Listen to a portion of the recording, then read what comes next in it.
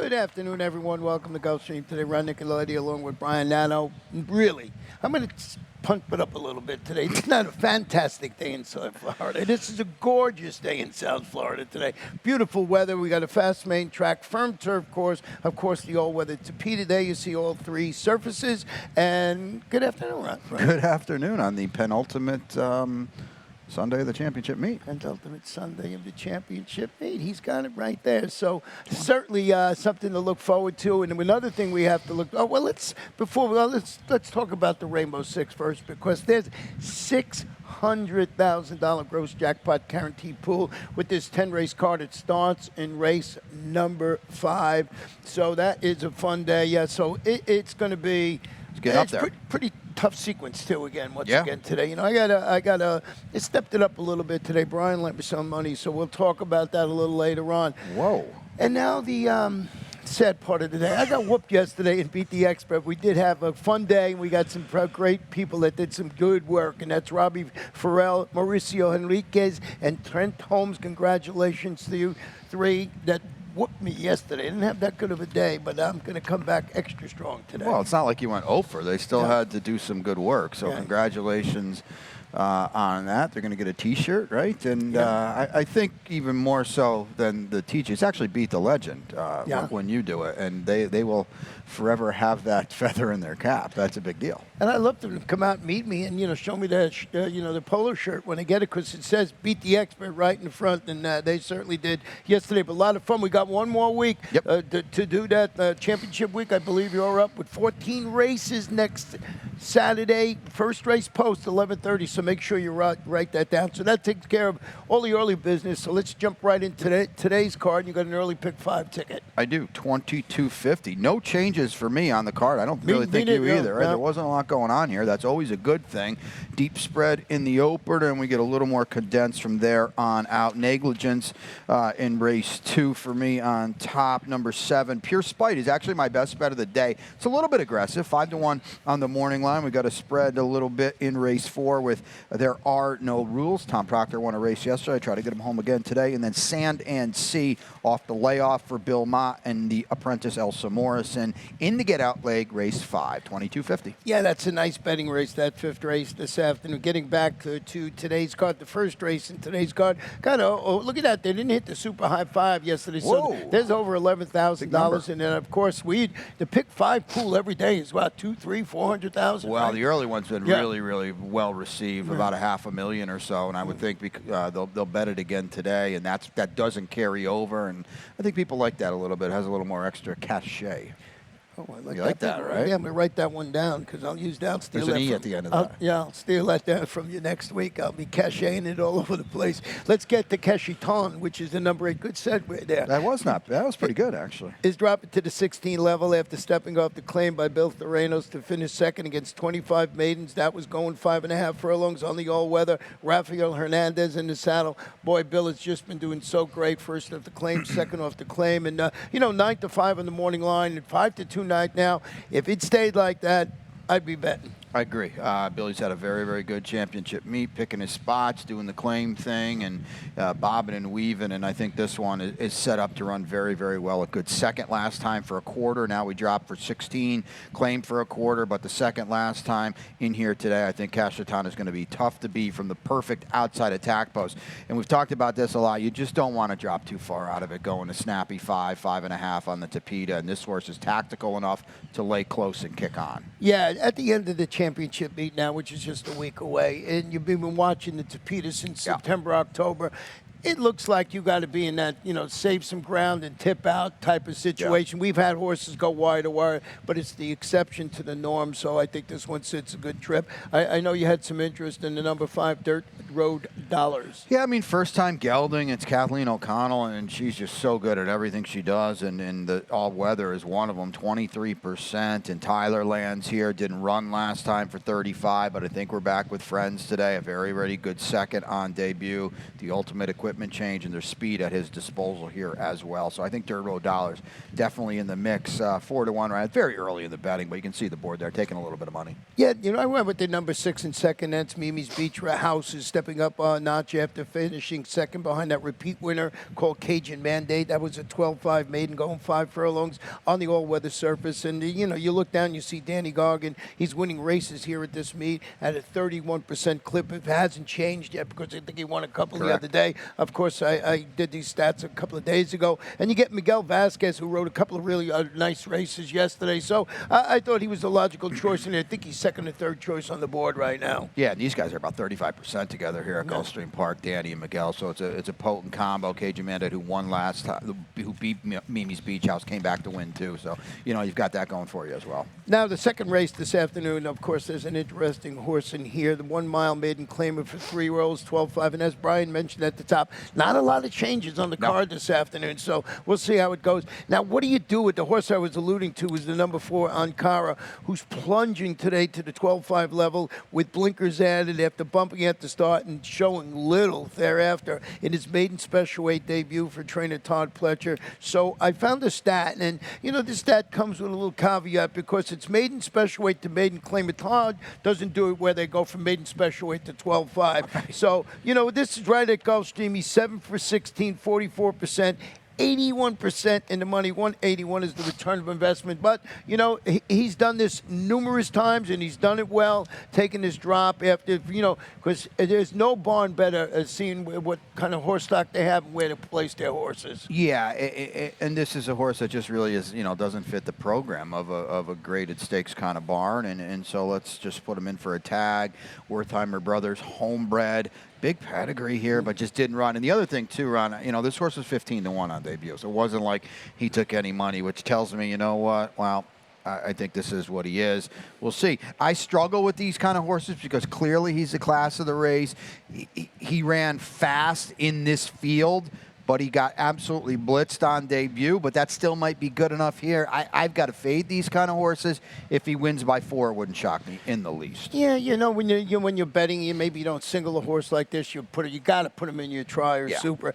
You did start it off with Negligence, who's dropping to this level and stretching out to the mile. You go back, he tracked the pace, he finished 6th. He had a distance. Looks like this one should be part of the pace scenario in my estimation, at least. And he's going to get back in here. I mean, I think he's going to be 3 or 4-1 in here. And Lasix went back on last time, and he ran really, really big with a fast number. He drops a little bit in class. Took the blinkers off last time, too. Were perfectly drawn. And I'll tell you what, if the favorite can't run or if the favorite doesn't get bet, it wouldn't shock me to see Negligence, go favored in here because that race last time in the body of this field is a very, very fast race. Well, we both have the number 5, Just Praise, in second. I thought you want to show video on this horse. Yeah, this horse for Jerry O'Dwyer, who's long overdue to get a win at the meet, and this is a good barn. Here he is all the way on the outside and just never saves an inch of ground. He's wide the entire way. He was beaten less than 8 lengths. I'm not going to sit here and tell you it cost him the win, not in the least,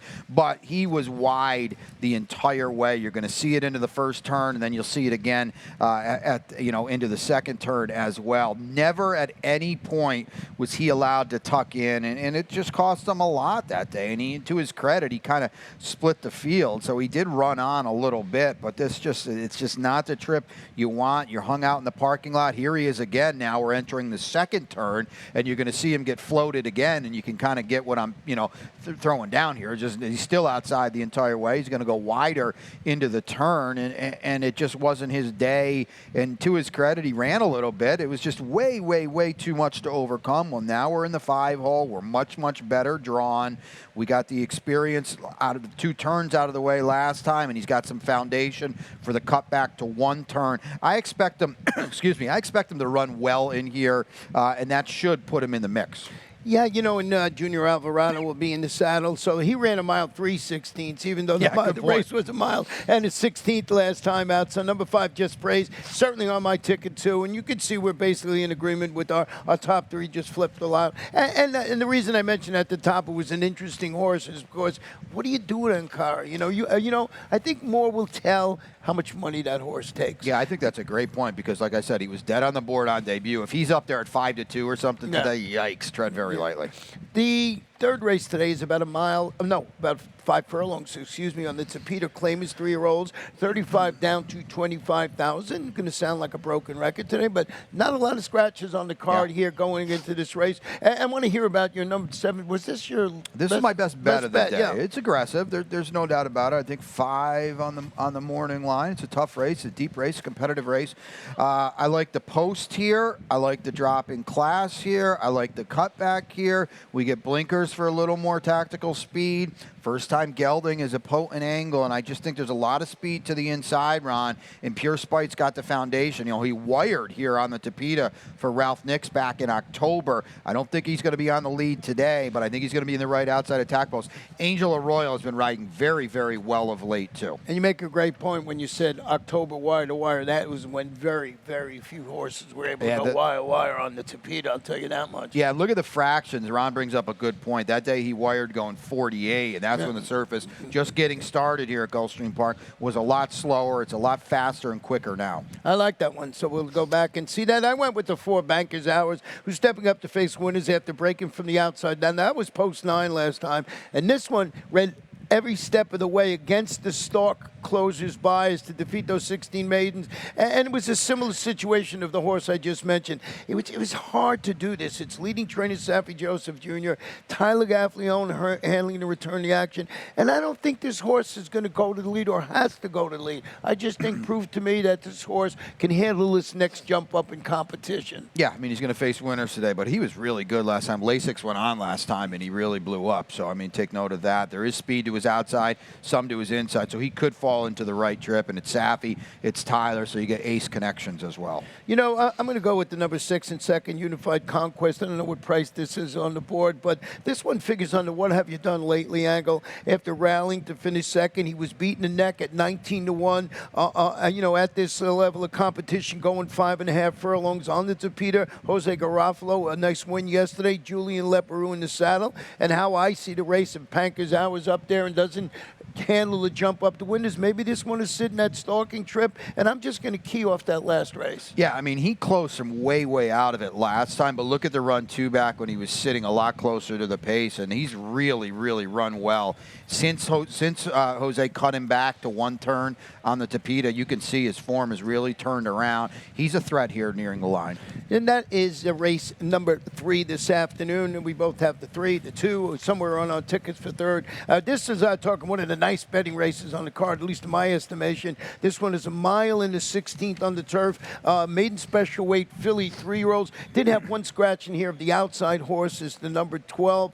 You went with the number 7. There are no rules for Tom Proctor. Yeah. What'd you see in this horse? Tom got a win yesterday. Let's take a look at the replay. And I thought this was a nice closing run in a race where the pace held. So the finishing order here goes 2-7-1, and we're the 10 here, kind of towards the outside of your screen, almost going to drop out here. 2-7-1 is your finishing order. They're all close early. He's even a little bit in traffic here, and he's going to make a strong late run against the flow of the race. That was the first time out, too. Tom is not a guy that ever wins first time out. We got the tightener, the experience run out of our way. I think today, this horse was, by the way, 4-1 on debut, too. So they like this horse. Here she comes now, rolling into the picture. I thought this was a better than it looked effort. Today we get some speed to run into. Second lifetime start. We're moving forward. Tom, 22%. Not a huge sample, but 4 for 18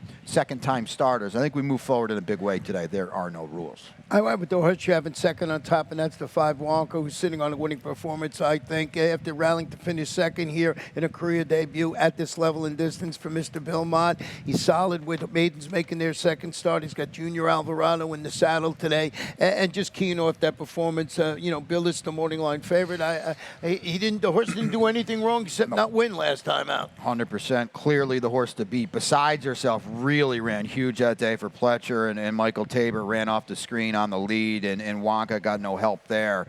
Clearly the one to beat. Bill Mott, a progressive guy moving forward, second start. What about the number 6 you used, Reign of Love, I believe it is? Well, I guess we'll call her the other Mott. I mean, 10th full out of the dam, a half to Unchained Melody, who was pretty good, 3 for 8, 275. The American Pharaohs have been a little bit better on the turf, I think, than on the dirt. That bodes well. We've got a slew of works. Bill's not a guy guy's going to work him overly fast. We got a couple bullets in the holster here, though, up at Payson, and very, very sharp work. So another race, you mentioned it earlier, tab the tote board here, you know? Yeah, definitely. I like the 10 in here. Lisa Marie, this one's a daughter of Temple City by Dinah Former, which I like. Moving to the turf with blinkers added after debuting locally for Brendan Walsh, finishing that late closing third. That race was moved from the turf to 1 mile and 70 yards on the Topita. Tyler Gaffleone handles the surface switch. I thought the horse ran okay on the Topita. I like the breeding, and I'm going to just go back, and I love the work that Brendan Walsh does. I mean, they've tried to get this horse to the turf twice, going to finally do it. Brendan, the consummate horseman, 22% when adding blinkers from a 49-horse sample. So you get a real horseman making an equipment change. Don't be surprised if Lisa Marie runs a big one today. We're going to take a short break. When we come back, we'll have my Rainbow Six ticket. And they're off. Second in the two-path. Ground on first inside. Race.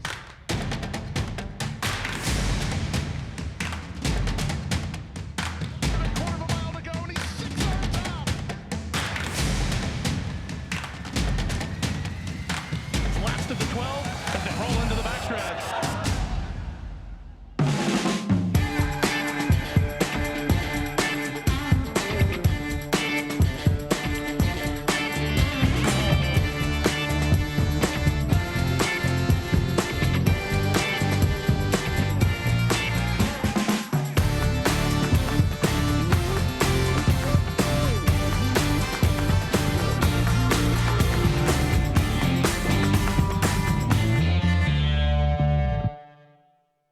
Welcome back to Gulfstream today, Ron and Brian. And the fifth race this afternoon is going to be about 5 furlongs on the Topita Maiden Special Weight Fillies and Mares 3 and up.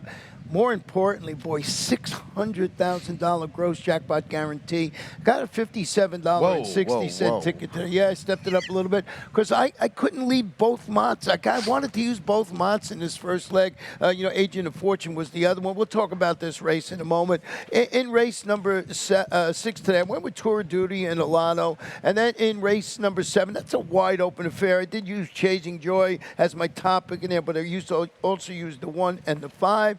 In race number 8, here's my long shot today, who I like, and that's Bryce Canyon. I think 12-1 for Jimmy Toner. But boy, you can't leave Tango off. Grade 1 stakes play. So trying to really upset the apple cart in there. Race number 9, I think the race goes through. Yes, I Am a Beast, but I used Bob Marco. And in race number 10 today, I thought it was pretty formful. That's why I didn't have my long shot in here. Rogers Ginger, Dunkel in here, and Striking Society. So we'll see how that plays out. But this fifth race, talking about great races, talking about a great trainer, Bill Mott. He's got a couple in here. I know, on the Topita, of course, so it's a little different situation. How'd you see it? Well, I mean, I don't know anything about Sand and Sea, but just look at the bullets at Payson. I mentioned, now she's not, outworking 50 horses. It's small sample, but boy, she looks like she's ready to roll off the layoff. It's Bill 23% off this elongated plus 180 day layoff. I mean, a Hall of Fame trainer. That's a tremendous horseman. He's been riding. Elsa Morrison a little bit was on your long shot in the nightcap yesterday. In Sand and Sea, to me, Ron, I think is the best horse anyway. And now, as a newly minted 4-year-old, she's bigger, stronger, and faster, and she certainly looks it on paper. I got to believe she's ready to roll in here. The number, just the layoff is what, I wanted to get some coverage. I went with the number 2 horse in here, Moi Chitosa, who's going to wear first-time blinkers today, debuting locally on the Topita for trainer Jeff Mullins, ended her campaign at Santa Anita. Now, that was a distant second-place finish, but that was against $100,000 maidens going 6 on the dirt. Louis Saez rides. I just think this is an intriguing West Coast shipper. Yeah, and if you're not familiar with Jeff, he's brought a stable here, and he's going to run horses here over the the spring and the summer, and that's great to see. And he wins at a solid clip out in California. It's a sharp outfit, and right off the rip, he goes to Louis Saez, who, by the way, rode in Dubai yesterday. Yeah. So I mean, golf clap to him. Back, adding to his totals today. I think that's pretty cool and impressive. And this is a filly, a daughter of Practical Joke. Oh, blinkers go on, by the way. Did you mention that? Yeah, okay. So it's not in your program. Tactical Speed already. She's very, very dangerous as a newcomer. We talked a little bit about this morning, me and you and Acacia, about Dame Time. I apparently missed this one in here. Morning line favorite at 2-1. She's fine. I would think Sand and Sea's going to be a pretty heavy favorite in here. I picked her in second. You got to get by the turf race last time at Saratoga, and I think it's safe to say with the layoff and the trainer change, something probably went amiss. Kelsey Danner, 0 for 8 off this kind of layout, so maybe she needs one. But the first 2 starts at Belmont on the main track, at Belmont on the turf, were pretty good efforts. Yeah, I'm just going to like a lot of horses in the race. How do they handle the all-weather surface this afternoon? I used the 4 Brie Hazels going back to the all-weather. Set the pace, got nailed late when finishing second. Now it's against 40 maiden optional claimers, going 5 on the turf. Antonio Sana, that horse ran good last time as far as I'm concerned. Yeah, she's going to have to step up, but, if she improves a little bit, she's not out of the mix. If Sand and Sea needs a race, I'll tell you what, if Sand and Sea needs the race or, just maybe is a little rusty, all bets are off in here. Anybody can win this race. Well, let's go to race number 6 this afternoon. This is on the turf, about 7 1/2 furlongs today. No scratches, jockey changes. It's an allowance optional claimer. 4 and up, the optional claiming price $25. Here's your late pick 5 ticket. Yeah, it's $24, and again, no scratches in this one either. 3 deep here. We'll get to it in a second. Chasing Joy, a replay coming up in the 7th. Top pick there, 31 in race 8. My long shot in race 8, 7 channels in there. Here's the single. Yes, I'm a Beast. A replay of that one coming up for Rohan Crichton. And then to get it out, 32 for me, Rogers Ginger and Kodiak Mamba. I agree with what Ronnie said earlier. I don't think that's the long shot race if you're looking for one. Yeah, it just looks so formful to me. That's why I went a little different way. Getting back to this, I did go with the number 7 horse, Tour of Duty, who's going to the Marty Drexler barn after the claim. Drew clear to defeat those 40 maiden optional claimers. That was going 7.5 on the turf. The barn, 28% with new claims. Louis Sires, as you mentioned, getting back from Dubai atop the gelded son of my favorite turf sire, Warfront. We've talked a lot how it's tough to improve off Chad Brown, off the claim, and Phipps and Peter Brandt, the former owners here. But we've also talked about solid barns claiming horses at the right time, and I wonder if maybe that's what Marty did here with Tour of Duty. Lightly raced, moving forward, 3rd start of the career last time was a huge breakthrough effort. Now Marty gets this one. The post is not ideal. We are facing winners, but boy, this barn has done nothing wrong all championship meet. I see a lot of speed in here, and I thought agreed. maybe the number 6 Heman was going to sit the perfect trap. Is that why you put it on top? That's that, and the races he's coming out of as well. I mean, Skyro, Midday Image thinks he owns this course out here. He's so good, and this one was a solid 4th in that race last time. I don't think this group is as tough, and as Ron alluded to, there is so much speed to his inside. He's going to be running on late. The number 2 Alotto, a previous turf winner at this distance, goes back to the grass. Drew clear to defeat those 40 starter allowance runners going a mile 70 odd on the Tapeta. I like the fact that this horse is a previous turf winner, Safi Joseph Jr., Junior Alvarado. I don't remember these guys riding together at all, teaming up. Maybe haven't, I just didn't realize it. It doesn't happen a lot. They're 30% together, but you're right. It doesn't happen a lot because Safi uses other guys. This horse is, he's a player in here. He's going to have to do it the hard way, though, Ronnie, because there is speed to his outside. You mentioned race number 7, 6 1/2 furlongs, maiden claiming fillies, 3-year-olds, $16,000. And I know you got a video of the horse we both have on top, and I think the logical one, and that's Chasing Joy. Let's check it out. It's at the start, and we're talking about a first-time starter here last time, and just doesn't break, and the winner got loose and didn't stop. So right off the rip, we're in a bad spot here. And now we check out of it, and here's the winner. The 2 horse gets loose and controlling, and Chasing Joy's got to rush up. He's got to chase him, and it costs him a little bit late. And I think it was kind of predictable from here on out, and that's it. But I thought he ran very, very well, Ron, this daughter, of Drill. Tough spot down here inside, and to persevere, to run on. She was bet that day, too. Gets shuffled a little bit here as well. And now we go off the claim for Mary Epler. We got a stat coming for that, too, right? I'll let you talk about that. But I think Lasix goes on, and maybe we can improve off that. You got to get some experience on debut. Boy, this daughter of Drill certainly got it. Yeah, let's show you that claim. That stat. First, after the claim, sprints in the dirt, 3 for 16, 19%, 38% in the money, 432 the return of investment over the past 5 years. So not a big sampling, but a very good sampling. And a couple of those were bombers, I would think, or someone was a bomber to be 432. But, Mary does a good job when she claims him. So I'm in agreement with you. I did go with you with that. I did go with the number 1, Unbridled Glitter in second, who's dropping to the 16 level on the main track. Vied for the lead, faded against those 25 maidens,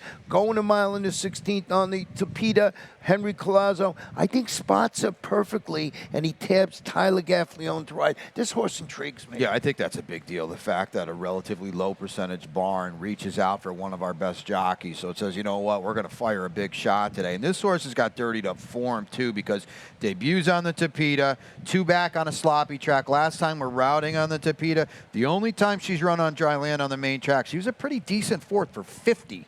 That drowns this field. So, yeah, you got something going there. The number 9, who you have in second, Lady Yones, Luis Saez, going to handle the outside post today. Yeah, let's just draw a line through the Tapeta race. It didn't work out last time, but now Peter Walder claims her from a low percentage barn. Peter's so good off the claim, 18%. We're back on the dirt. Luis Saez aboard. Perfect outside attack post, too. Let's go to race number 8. We're going to go back on the turf at about a mile and 7.5, about a mile, 7.5 furlongs. I thought it was a mile, but it's 7.5 furlongs on the turf. Allowance optional claimer 4 and up. Optional claiming price $25,000. Another real nice betting race this afternoon with no scratches or jockey changes. Here's my long shot. It's the number 2 Bryce Canyon, I believe, is 12-1 on the morning line, who has some turf races on the go back that puts them in the hunt here. He debuts locally for an excellent turf trainer in Jimmy Toner to merit consideration, especially if you get a price. Miguel Vasquez riding just as good as anybody else at the meet. I just think this horse is a major player if, Jimmy can get him ready off the bench. Well, I'm familiar with this horse because, I saw this horse up close many times at Fairgrounds last winter, and he's got some talent. You know what I think is interesting about this horse, too, Ron?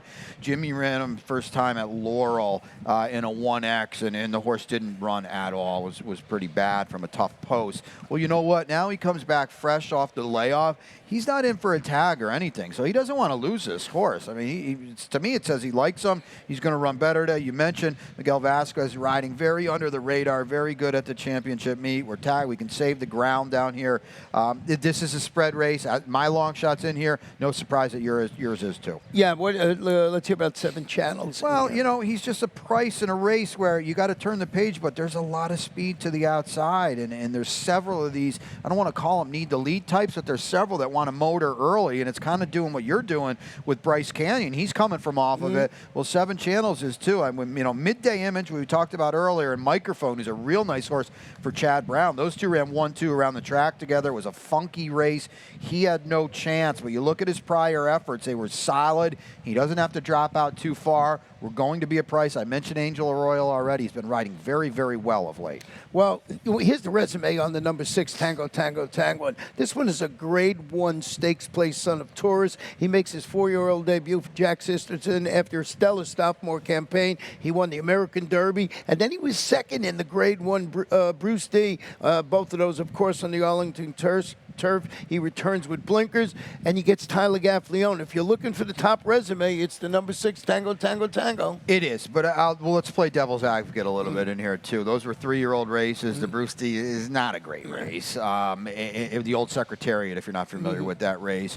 And, again, he's got to step up today. Jack does such a good job, and we're off the layoff. I just wonder if maybe this is the start of what his connections hope is a stakes kind of campaign. I've got him in the mix. I'm willing to fade him a little bit, at least today. Well, horse that's right up there in the morning line is the number 1 Lou Boyle, the Irish bred that you have on your ticket.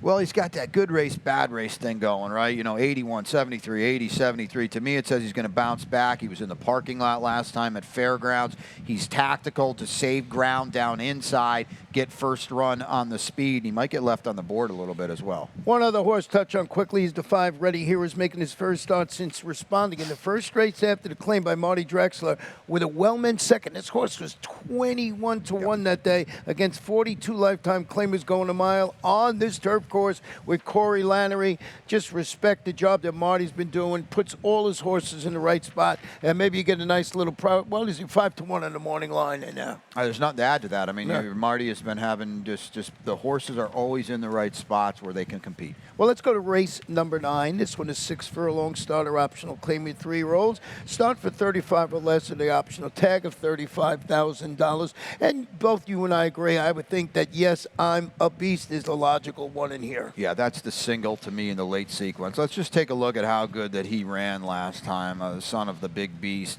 Here he is on the engine. The order to here is 2-4-8. Okay, yeah, well, you don't really see any 2-4-8s anywhere. Here's a 2 looping. The 8, the 4 is well behind. Yes, I'm a Beast doing all the dirty work. He absolutely buried the horses chasing him early. I know he was 8-5. I understand that, but look at those splits that day, and he just buried the rest. He fried the rest of the field. It was a stalker closer's race. He won the battle. He lost the war. Today, I think this is an easier group. If we can run that race back, it's Rohan Crichton again. Saez is here. He's going to be heck to pay from Honor just off the early pace. Well, we'll show you a stat, Mr. Rohan Crichton. This is second after the claim sprints on the dirt. He's 10 for 26, 38%, 73% in the money.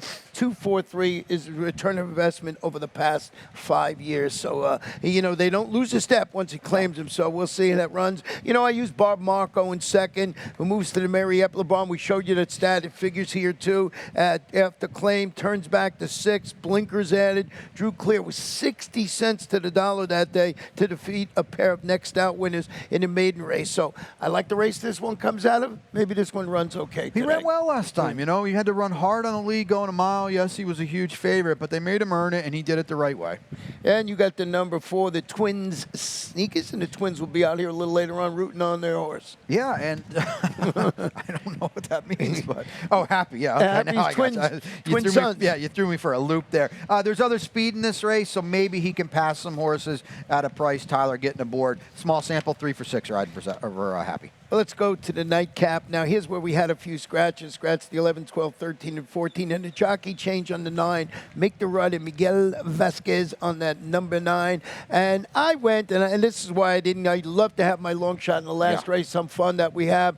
Couldn't find one in here because I thought Rogers Ginger, the 3, was the main one to beat, dropping to the 25 level. Blinkers added, stretching out around 2 turns after finishing 4th against 40 maiden optional claimers. Show you a quick stat on Mike Maker with sprint to root turf right here at Gulfstream Park.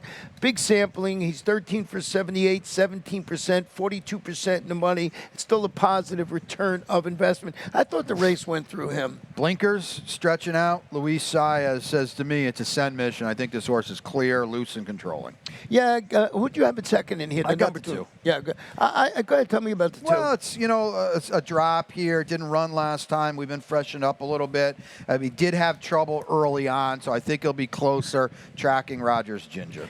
I had Dunkel in second, who's dropping to this level first start since finishing 7th against those 50 maidens. Now that race produced 4 next out winners from 6 starters, but it was back in April. You know me with the key races, so this 4-year-old is worth the flyer at a little bit of a price in here. I don't know what price he's almost made this horse by a long shot. What is he, 8-6-1 on the morning line? Yeah, I mean, he's playable. The question is he ready to roll today off such a long layoff?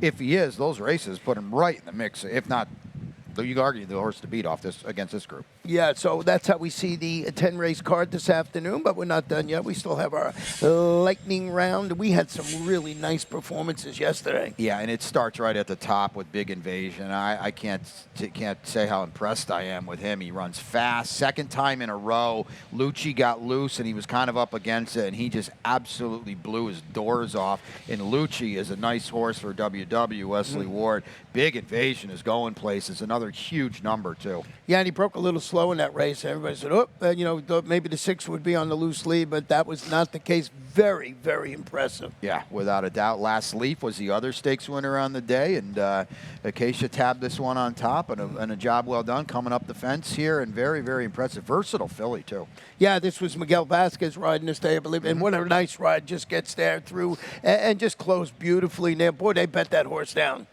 They really, really did. A big price on the line that I readily agreed with. I mean, she was tough to come up with, and then they did. They bet her like they knew, and she ran like it, too. I love these hard-knocking old campaigners like me, and that who is Javier Castellano. Whoa, he's not here today to hear that comment, but the Hall of Famer had a hat trick yesterday, and he's done very, very well. Teaming up with another Hall of Famer, Shug McGahee, and here he is rolling home here for Stuart Janney. He's just been in very, very good form and putting horses in the right spots throughout the championship meet. Good to see Javier back riding well. Yeah, he's riding very, very well. So there you see 3-win day. Congratulations to him. We got lots going on next week. We do. Monday and Wednesday kind of bookends the Fasig-Tipton 2-year-old sale. The Breeze Up is Monday. The actual sale is Wednesday. The Under Tax Show is Monday, as you can see it there.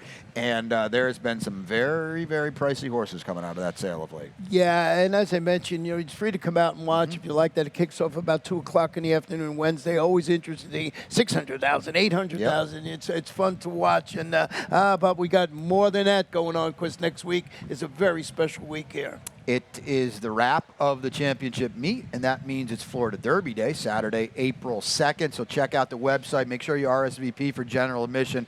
Tickets are still available and all that good stuff. 10 stakes. We'll draw that card on Wednesday. Yeah, and Acacia and I will be handling the draw, and you'll be able to see it on our closed-circuit TVs and, of course, on YouTube, and that'll be at 1 o'clock on Wednesday. And, of course, we'll be joined by Claudia Spadaro. She'll be helping us out, and we'll draw those races, and then the whole card thereafter. So it's going to be a fun week next week, Florida Derby week, and we'll be back here with Acacia Clement in 10 minutes, maybe, something like that. Sounds about right.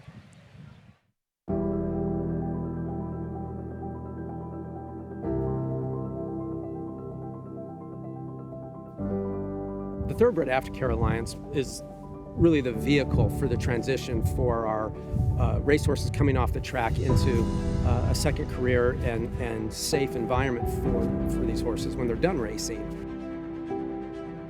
I've been passionate about racehorses my whole life, animals in general, and without the TAA to provide that oversight, there would be a big void in terms of making sure that we have this ongoing safe environment for our off-the-track racehorses.